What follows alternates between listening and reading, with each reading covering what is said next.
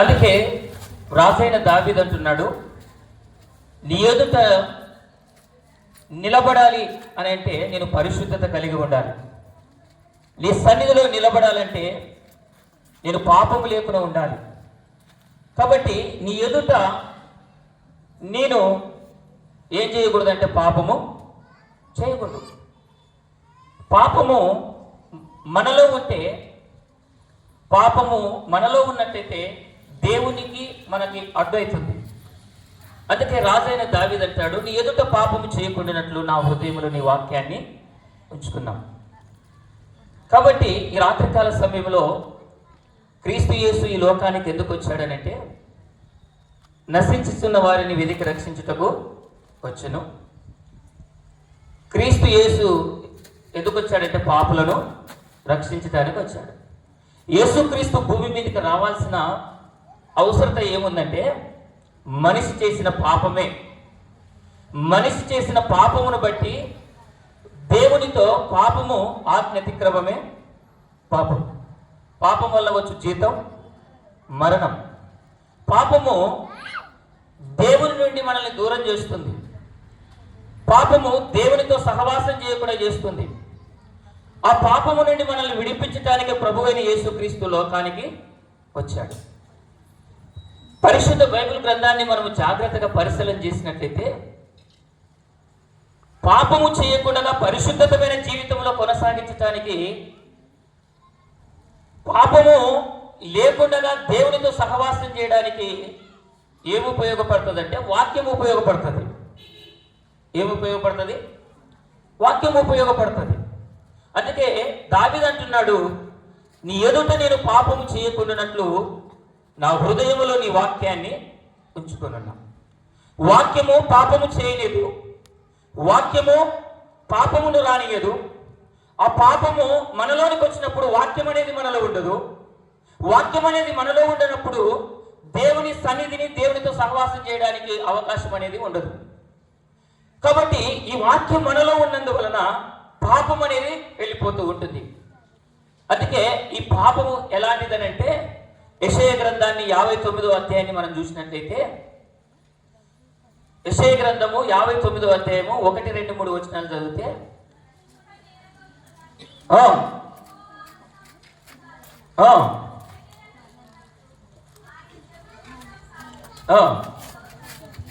మీ దోషములు మీకును దేవునికి అడ్డముగా వచ్చెను, మీ పాపములు ఆయన ముఖమును మరుగుపరిచెను గనుక ప్రార్థన చేస్తూ కూడా ఆలకించడు. పాపుల మనవి ఆయన ఆలకించడు అని ఉంటుంది బైబిల్లో.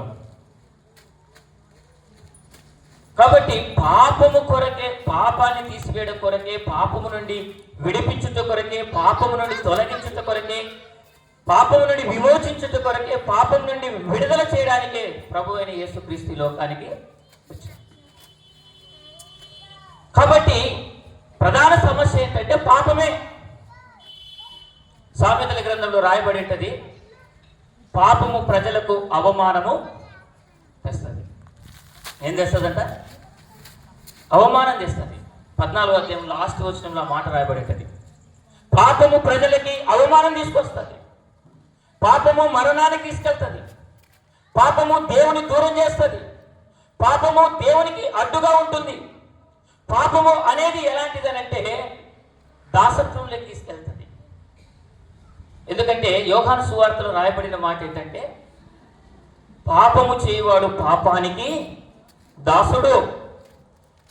మీరు పాపములోనే పుట్టి పాపములోనే చచ్చిపోతున్నారు అని రాయబడి యోహాను సువార్తలో. కాబట్టి పాపం అనేది ఎంత దిగజారిన స్థితిలోకి తీసుకెళ్తుంది అంటే మనని దాసత్వంలోకి తీసుకెళ్తుంది. పాపం అనేది ఎంత స్థితిలోనికి తీసుకెళ్తుంది అంటే శిక్షా విధిలోనికి తీసుకెళ్తుంది. పాపం అనేది ఎంత తీసుకెళ్తుంది అని అంటే, యోబు గ్రంథాన్ని మనం చదువుతుంటే, పాపము నిన్ను పాతాళానికి తీసుకెళ్తుంది అని రాయబడి ఉంటుంది. చూడండి అన్నమాట. యోబు గ్రంథము 24వ అధ్యాయము 19వ వచనాన్ని మాత్రమే చదువుతున్నాం. ఎందుకంటే తక్కువ సమయం ఇచ్చినారు కనుక దాంట్లో కొంతవరకు మనకు ఇచ్చేది.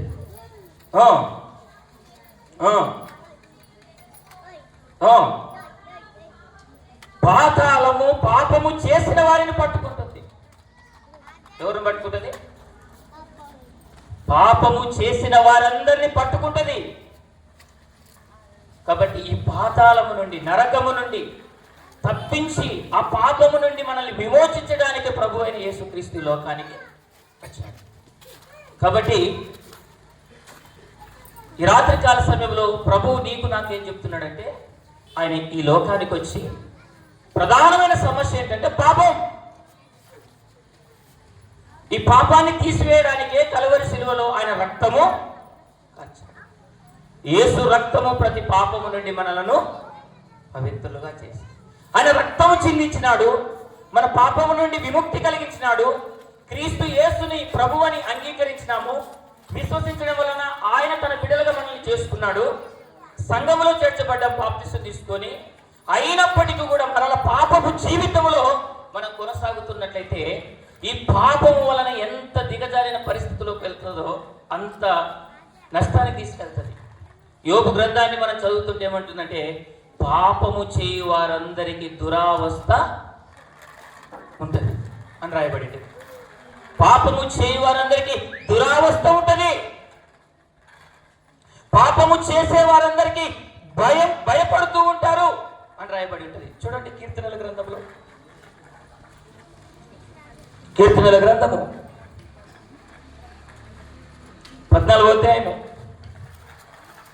4వ వచనాన్ని జ్ఞాపకం చేసుకుందాం.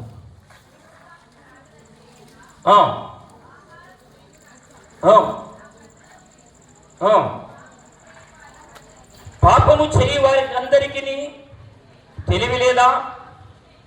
పాపము చేయువారు బహుగా భయపడుదురు. పాపము చేయడం వలనే దేవుని స్వరాన్ని విని ఆదాము ఎక్కడ దాక్కున్నాడు? భయపడి దాక్కున్నాడు అని రాయబడి ఉంటుంది. భయపడి దాక్కున్నాడు. కాబట్టి ఈ రాత్రికాల సమయంలో నిన్ను నన్ను మనలందరినీ ప్రభువు, మన సమస్య ఏంటంటే దేవునికి మనకి మధ్య ఉండే సమస్య ఏంటంటే పాపము. ఈ పాపము మనల్ని భయపెట్టింది. ఈ పాపము మరణానికి తీసుకెళ్ళింది. ఈ పాపము దురావస్థలోకి తీసుకెళ్ళింది. ఈ పాపము మనకు అవమానంలోకి తీసుకెళ్ళింది. ఈ పాపము మనల్ని ఎంత చేసిందో తెలుసా? స్వస్థత లేకుండా కూడా చేసింది. ఏం లేకుండా? కీర్తనల గ్రంథము 36వ కీర్తనల గ్రంథము 38వ కీర్తన 3వ వచనం కింది భాగం చదువుదాం. ఏమి లేదంట? స్వస్థత లేదు. మనలో స్వస్థత లేకపోవడానికి కారణం, రోగముతో, వ్యాధితో, జబ్బుతో పడడానికి కారణం ఏంటంటే పాపం. పాపం. స్వస్థత కలగకపోవడానికి కారణం ఏంటంటే పాపం. ఆరోగ్యంగా ఉండలేకపోవడానికి కారణం ఏంటంటే పాపం. రోగముతో, జబ్బుతో ఉండడానికి కారణం ఏంటంటే పాపం. ఇది సమస్య. ఇది సమస్య. ఇర్మియా గ్రంథంలో రాయబడి ఉంటుంది ఇంకొక మాట ఏంటంటే, మీకు మేలు కలగకపోవడానికి కారణము మీ పాపములే అని రాయబడి ఉంటుంది. మనకు మేలులు జరగకపోవడానికి, స్వస్థతలు జరగకపోవడానికి, దీవెనలు, ఆశీర్వాదాలు జరగకపోవడానికి కారణం ఏంటంటే ప్రధాన సమస్య పాపం. ఈ పాపమే మనల్ని ఆరోగ్యము లేకుండా రోగముతో, వ్యాధితో, జబ్బుతో, అవమానముతో, దురావస్థతో, దాసత్వములేకి, దేవుని సన్నిధికి, వాక్యానికి దూరం చేస్తుంది. ఇంత భయంకరమైన పరిస్థితి కూడా ఉంది పాపము. మేలులు జరగకపోవడానికి కారణం ఏంటంటే పాపం. స్వస్థత కలగకపోవడానికి కారణం ఏంటంటే పాపం. ఆశీర్వాదం మన జీవితంలో రాకపోవడానికి కారణం ఏంటంటే పాపం. అపోస్తుల కార్యంలో రాయబడి ఉంటుంది, దుష్టత్వమును మళ్లించబడినప్పుడే మన జీవితంలో ఆశీర్వాదం అని రాయబడి ఉంటుంది.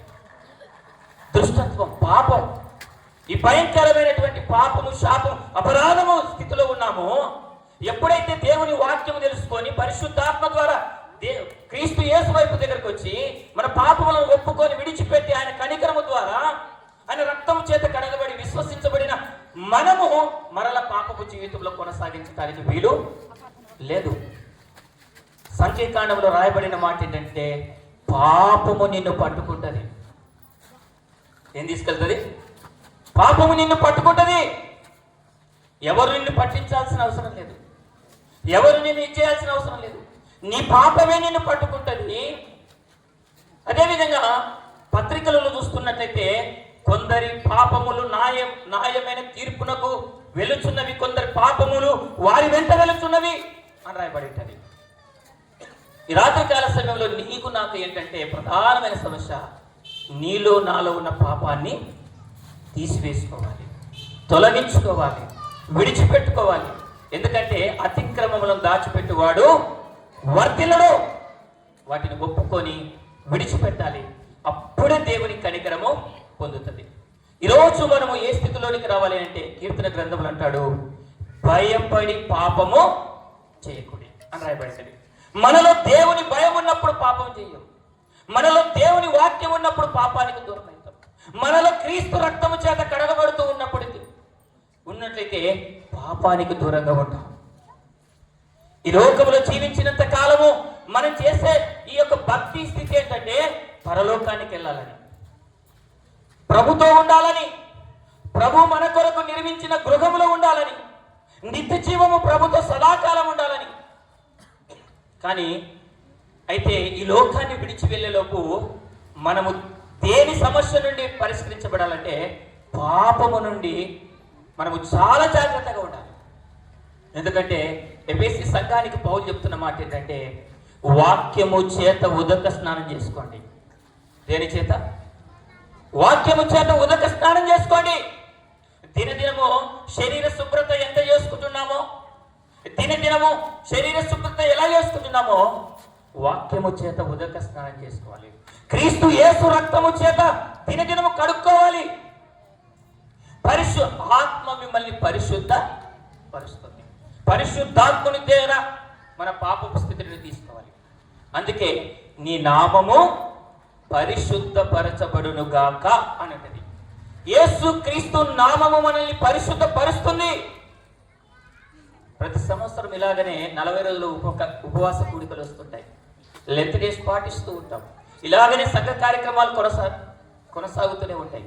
కానీ మనము ఈ లోకాన్ని విడిచి వెళ్ళిపోయేలోపు మనము దేవునితో, దేవుని రాజ్యములో, దేవుని సన్నిధిలో దేవునితో కలుసుకోకుండా అడ్డు చేసేది ఏదైనా ఉందంటే పాపమే. ఈ పాపము మనల్ని పట్టుకునిందనుకో, ఈ పాపము మనల్ని మనశ్శాంతి లేకుండా చేసి, ఈ పాపమే మనల్ని చంపేసిందనుకో, మనం నిత్య జీవానికి ప్రభు సన్నిధిలోనికి వెళ్ళడానికి అవకాశం లేని స్థితిలో ఉంటాం.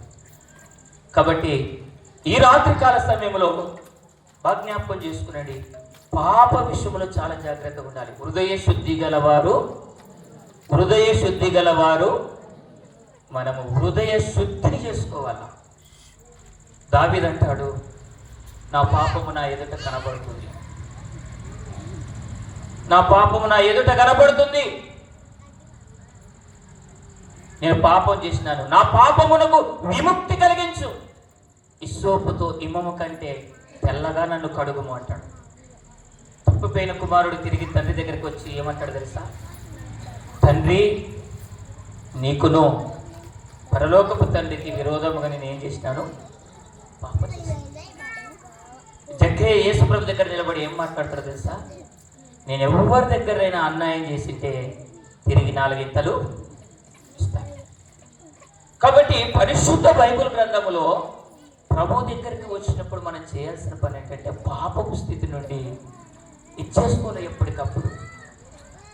ఎప్పటికప్పుడు ఈ పాపము స్థితిలో నుండి ఇచ్చేసుకోవాలి. ఎందుకంటే రాజైన దావీదు అంటాడు, నీ ఎదుట పాపము చేయకుండానట్లు నా హృదయములో నీ వాక్యాన్ని ఉంచుకున్నా.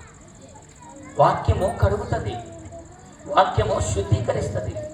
వాక్యానికి శక్తి ఉంది, వాక్యానికి జీవం ఉంది, వాక్యానికి బలం ఉంది. వాక్యము నిన్ను పవిత్ర పరుస్తుంది. ఆ వాక్యాన్ని దినదినము నువ్వేం చేయాలంటే వాక్యం చేత శుద్ధీకరించుకోవాలి. కాబట్టి రాజైన దావీదు అంటాడు, నా హృదయములో నీ వాక్యాన్ని ఉంచుకుని ఉన్నా.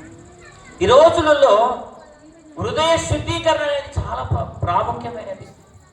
యాకోబు రాసిన పత్రికలో మనం జ్ఞాపకం చేసుకొని ఇచ్చిన సమయంలో ముగించడానికి ప్రయత్నం చేద్దాం. యాకోబు రాసిన పత్రిక 1వ అధ్యాయము 21వ వచనాన్ని చదువుదాం. అందుచేత మనలో ఉన్న కల్మషమును, మన హృదయములో విర్రవీగుచున్న దుష్టత్వమును మానుకొనుటకు లోపల బాగా నాటబడిన మీ ఆత్మలను రక్షించుటకు శక్తి కలిగిన వాక్యమును అంగీకరించండి. వాక్యము ఆత్మను శుద్ధీకరిస్తుంది, దుష్టత్వాన్ని తీసేస్తుంది, కల్మషాన్ని తీసేస్తుంది, గర్వాన్ని అహంకారాన్ని తీసేస్తుంది. కాబట్టి వాక్యము చేత మనలో ఉన్న దుష్టత్వమును, మనలో ఉన్న కల్మషమును, మనలో ఉన్న పాపమును, మనలో ఉన్న చెడును అన్నిటిని తీసివేసుకోవాలి. అందుకంటాడు అంగీకరించడానికి వాక్యము ద్వారా స్వీకరించండి. దావీదు హృదయంలో వాక్యం ఉంచుకుని ఉన్నాడు, మన హృదయంలో వాక్యం ఉండాలి. ఈ వాక్యమే మనల్ని శుద్ధీకరించింది. అందుకే యోహాను సువార్త, మొదటి యోహాను సువార్త అంటాడు, యవనస్తులారా మీరు బలవంతులు, మీరు దృష్టిని జయించి ఉన్నారు. కారణం ఏంటంటే మీలో ఏముంది? వాక్యం ఉంది. మనలో వాక్యం ఉంటే దృష్టిని జయించగలుగుతాం. మనలో వాక్యం ఉందంటే పాపాన్ని దూరం చేస్తాం. కాబట్టి ఈ రాత్రికాల సమయంలో క్రీస్తు యేసు ఈ లోకానికి రావడానికి కారణం ఏంటంటే పాపులను రక్షించుటకు ఆయన వచ్చి పాపముల కొరకు చనిపోయాను, పాపములను తీసివేయటకే వచ్చాను. పాపములను తీసివేయటకే ఆయనకు ప్రత్యక్షమాయను, తన ప్రజలను వారి పాపముల నుండి రక్షించటానికి వచ్చాను. 66 పుస్తకాలు బాగా ధ్యానం చేస్తే మనము ఎక్కువగా యేసు ప్రభువులు రావడానికి ప్రధాన కారణం ఏంటంటే మనలో ఉన్న పాపాన్ని తీసివేయడానికి. కాబట్టి ఎప్పటికప్పుడు ఈ లోకయాత్ర ఎప్పుడు ముగించి వెళ్తామో తెలియదు కనుక మనలో ఉన్న పాపాన్ని తీసివేసుకుంటూ, మనలో ఉన్నటువంటి లోపాలను సరి చేసుకుంటూ, మనలో ఉన్న అసహించుకునే కార్యాలను, వాక్యానికి వ్యతిరేకమైనది, దేవునికి అసహించుకునేవి, హేయమైనవి, పాప సంబంధమైన వాటి నుండి వాక్యము చేత మనల్ని వాటిని తొలగించుకొని, విడిపించుకొని, మానుకొని ఎప్పటికప్పుడు వాక్యం చేత శుద్ధీకరించుకోవాలి. కాబట్టి రాత్రికాల సమయంలో యేసుక్రీస్తు లోకానికి వచ్చింది ఏంటంటే మన పాపములను తీసివేయటకు, మనల్ని పరిశుద్ధపరచుటకు, మనలో చీకటి, పాపము, అంధకారం వీటన్నిటి తొలగిపోవాలంటే వెలుగైన యేసయ్య వాక్యం మనలో ఉండి పవిత్రమైన జీవితాన్ని కొనసాగించడానికి మనల్ని మనం సిద్ధపరచుకుంటాం. రాత్రికాల సమయంలో జ్ఞాపకం చేసుకున్నట్లయితే మేలులు జరగకపోవడానికి, దీవెనలు రాకపోవడానికి, ఆశీర్వాదాలు రాకపోవడానికి, అదేవిధంగా దేవుని ద్వారా మనకు పొందుకోవలసిన వాటిని పొందుకోకపోవడానికి కారణం ఏంటంటే ప్రధానమైన సమస్య ఏంటంటే పాపం. ఈ పాపం విషయంలో చాలా జాగ్రత్తగా ఉండాలి. మనం పాపం విషయంలో దినదినము మనం ప్రభు సన్నిధిలోకి వెళ్ళి చేసుకోవాలి. కాబట్టి ఈ రాత్రికాల సమయంలో నీకు నాకు 40 రోజులు శ్రమ దినాలు, 40 రోజులు ప్రార్థనలో ప్రతిరోజు మనము మన జీవితాన్ని పరిశీలన చేసుకోవాలి. దేవుడు మనకిచ్చిన దయాకిరీటమును బట్టి, దేవుడు మనకిచ్చిన ఆయుష్నిచ్చి, దేవుడు మనకు ప్రతి దినాన్ని ఆయన దయచేత మనకు అనుగ్రహిస్తూ ఉన్నప్పుడు దినదినము మనము వాక్యము చేత శుద్ధీకరించుకుంటూ, ఆయన రక్తము చేత కడుక్కుంటూ పవిత్రమైన జీవితంలో కొనసాగించడానికి ప్రయత్నించాలి. పరిశుద్ధత లేకుండా ఎవడు ప్రభువుని చూడాలి. ప్రభుని చూడాలంటే, ప్రభు సన్నిధిని అనుభవించాలంటే మనలో మనలో పాపం అనేది తొలగించుకోవాలి. కంటిలో నలుసు ఉన్నంత కాలము కంటికి నష్టం, కాలుకు ముళ్ళు ఉన్నంత కాలము కాలుకు ప్రమాదం, మనలో పాపం ఉన్నంత కాలము మనకే ప్రమాదం.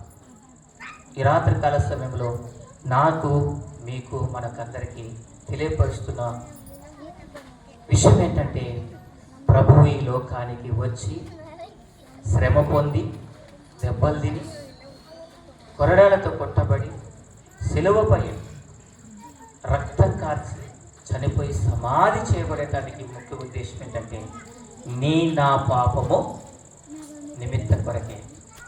ఆల్రెడీ వాక్యం తెలియనప్పుడు, సేవకులు బోధించినప్పుడు, వాక్యాన్ని విన్నప్పుడు వాక్యం మనల్ని ఆకర్షించి క్రీస్తు వైపు నడిపించింది. క్రీస్తు బిడ్డగా జీవించాము, ప్రభు సన్నిధిలో ఉన్నాము, బాప్తిసం తీసుకొని మారుమనసు పొందినాము, సంఘములో చేర్చబడ్డాము, ప్రార్థనలో ఉంటున్నాం, వాక్యంలో ఉంటున్నాం.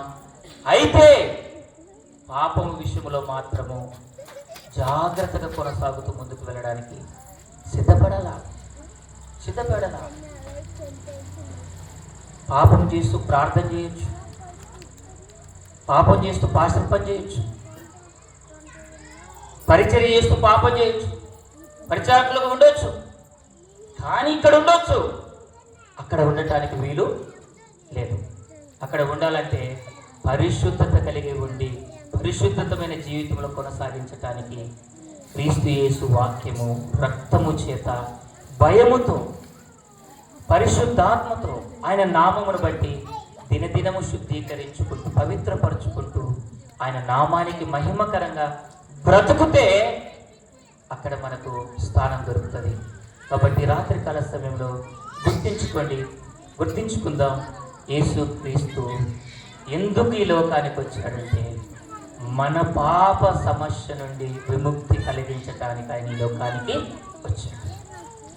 ఆ పాపము మనకు స్వస్థతనివ్వకపోతే ఆయన పొందిన దెబ్బల చేత మనకు స్వస్థత, ఆయన పొందిన గాయముల చేత స్వస్థత. శాపములో, పాపములో, అందుకంటాడు మీ అపరాధముల చేతను పాపముల చేతను చచ్చిన వారైండగా క్రీస్తు యేసు లోకమునకు వచ్చి నా పాపముల నిమిత్తము కొరకు వెల చెల్లించి రక్తమిచ్చి మనల్ని కొనుక్కున్నాడు. క్రీస్తు బిడ్డగా జీవిస్తున్న మనము ఈ లోకయాత్ర ముగించుకున్నంత వరకు దేని విషయంలో జాగ్రత్తగా మన ప్రయాణం కొనసాగాలంటే మనము పాపము విషయంలో చాలా జాగ్రత్తగా ఉండి ఎప్పటికప్పుడు క్రీస్తు రక్తముతో, వాక్యంతో కడుక్కుంటూ ఆయనకు మహిమకరంగా, ఆయన సాక్షిగా మన ప్రయాణం కొనసాగితే నిత్య జీవం పరలోకంలో కొనసాగించబడతాం.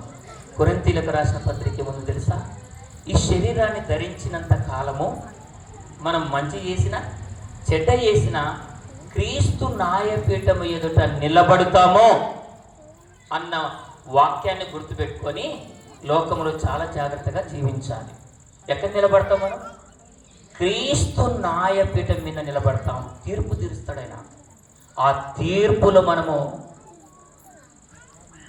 ఆయన రాజ్యాన్ని స్వతంత్రించుకునేటట్టుగా ఉండటానికి ఇది చేసుకుందాం. పాపం చేస్తున్న మనల్ని ఎవరు అడగలేరులే, పాపం చేస్తున్నా చూసినా చూడనట్టుగా ఉండాలిలే అని మనం అనుకుంటాం. కానీ ఒకరోజు ప్రభువు నిన్ను నన్ను నిలబెట్టి తీర్పు తీరుస్తాడు అన్న వాక్యాన్ని జ్ఞాపకం చేసుకొని ఆయన బిడ్డలమని చెప్పుకుంటున్న మనము ఆయన పరిశుద్ధుడు గనక మనము కూడా పరిశుద్ధతమైన జీవితంలో కొనసాగించటానికి మనల్ని మనము వాక్యము చేత, రక్తము చేత, పరిశుద్ధాత్మ చేత, ఆయన నామము చేత కడుక్కుంటూ పవిత్రమైన జీవితంలో కొనసాగించటానికి ఆత్మదేవుడు మనకందరికీ సహాయము చేయునుగాక. ఆమేన్. ఈ సమయాన్ని ఇచ్చినటువంటి దైవజనులకును సంఘ పెద్దలకును కూడి వచ్చిన మీ అందరికీ ప్రభు పేరిట వందనాలు తెలియపరుస్తున్నాను.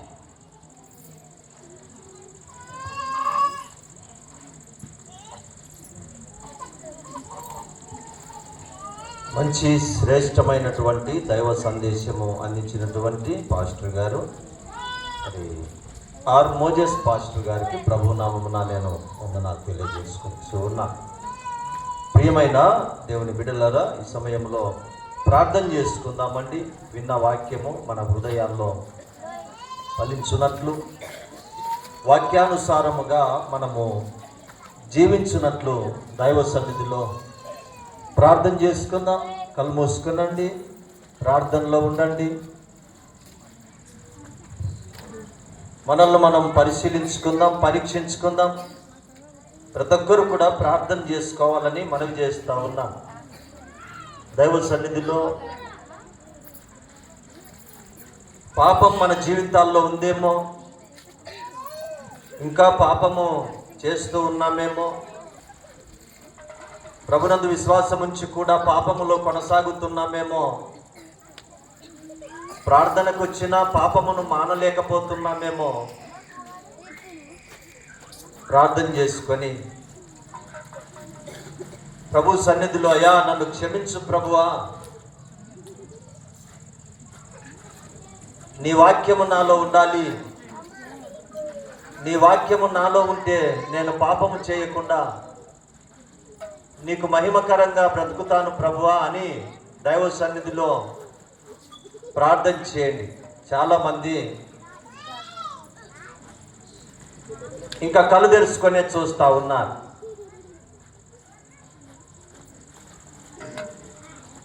ప్రియ సహోదరి సహోదరుడా,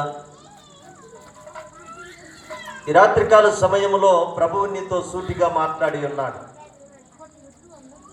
పాపం వలన వచ్చు జీతం మరణం, అది నిత్య నరకం.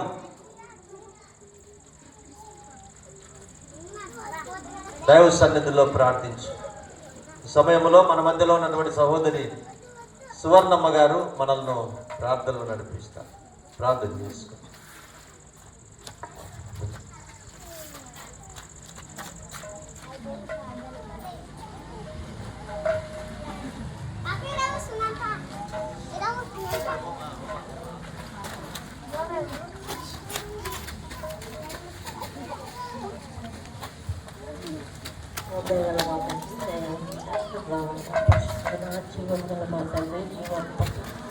ఈ పాదాలకు వేలాది స్థుతులు స్తోత్రములు చెల్లించి వేడుతున్నాం నాయన. ఇదిగో తండ్రి, నీ దాసులు చెప్పే వాక్యాన్ని మా హృదయంలో నింపుకునే భాగ్యాన్ని దయచేయము. ఈ సంఘ కాపరి కుటుంబాన్ని దీవించి కాపాడు. సంఘస్థులు, సంఘ పెద్దలు, కమిటీ వాటిని దీవించి కాపాడి ఆశీర్వదించుము. పిల్లలు, పెద్దలు, వృద్ధులు, అనారోగ్యస్తుల కొరకు ప్రార్థిస్తున్నాను నాయన. ఈ గాయం గల హస్తం చేయటం వలన ముట్టుము. చదువుకున్న పిల్లలు పరీక్షల్లో తోడునీడుగా ఉండాలని వేడుకుంటున్నాను నాయన. కరుణామయుడ, మా కోసము కల్వరి సిలువలో బలి అయినావు. అన్నీ వింటనే ఉన్నాము. ప్రతి సంవత్సరం మేము ఈ శిల్వ కూడికలు 40 రోజులు చేస్తున్నాము నాయన. ఇంకా మారని వారు ఎవరైనా ఉంటే మా హృదయాలను పరీక్షించుకొని మా హృదయంలో ఉన్న నిష్కలంకంగా నిందారహితంగా ఉండే భాగ్యాన్ని దయచేయండి తండ్రి. కడుక్కునే భాగ్యం దయచేయండి. నమ్ముకొని మీ నిత్యరాజ్య ప్రవేశం మాకు లభించే భాగ్యాన్ని దయచేయండి. ఇదిగో నీ జీవ గ్రంథంలో మా పేరు లెక్కించే భాగ్యాన్ని దయచేస్తామని మీ సన్నిధిలో మొరపెడుతున్నాము తండ్రి. మా మొరని ఆలకించము. ప్రతినిత్యము నిన్ను స్తుతించి గణపరిచి మహిమపరిచి ఆరాధించే బిడ్డలంగా ఉండే భాగ్యం దయచేస్తామని మీ సన్నిధిలో గోజాడుకుంటున్నాం నైనా. పాపముల కోసము, అపరాధముల కోసము, మేము చేసిన పాపము నీవే సిలువలో బలి అయినావని అన్నీ తెలిసి ఎరిగి పుట్టినప్పటి నుంచి మేము పుట్టుకతో క్రైస్తవులు అనుకుంటూ, విశ్వాసం అనుకుంటూ, మేము చేసిన పొరపాట్లు ఇంకా ఏమైనా ఉంటే మమ్మల్ని మేము తగ్గించుకొని మమ్మల్ని మేము నీ సన్నిధిలో కనపడే భాగ్యాన్ని దయచేస్తామని వేడుకుంటున్నాను నాయనా. మరణించినా తిరిగి లేచి నీ జీవ గ్రంథమందు మా పేరు లెక్కించబడకపోతే వ్యర్థమునైనా మేము బ్రతికుండుట కూడా వ్యర్థమే తండ్రి. దయామయుడ, కరుణామయుడ, కనికరించునైనా దీవించి కాపాడి ఆశీర్వదించాలని వేడుకుంటున్నాం. ఇదిగో ఈ స్టాండర్నపురం నీ భక్తులు నిర్మించిన ఈ స్టాండర్నపురం ఇంత ఈడనే ఇట్లా ఉంటే అన్యులు ఇంకా ఏ విధంగా ఉన్నారో నాయనా. కనికరించు తండ్రి, కాపాడుము. ఈ ప్రపంచ యావత్తు లోక పాపమును మోసుకొని పోవు దేవుని గొర్రె పిల్లవై కల్వరి సిలువలో మరణించి తిరిగి లేచి 3వ దిన మృత్యుంజడవై తండ్రి కుడి పార్శ్వమున కూర్చొని విజ్ఞాపన సర్పుతున్న మా గొప్ప దేవునికి మేమెన్ని చెప్పినా రుణస్థులమే. దయామయుడ, ఈ కొద్ది ప్రార్థనను ఆలకించి దయచూపి కనికరించి నా ప్రార్థన ఆలకిస్తున్నామని నేను నమ్ముతున్నాను. అతి వినయంతో వేడుకుంటున్నాను తండ్రి. ఆమేన్.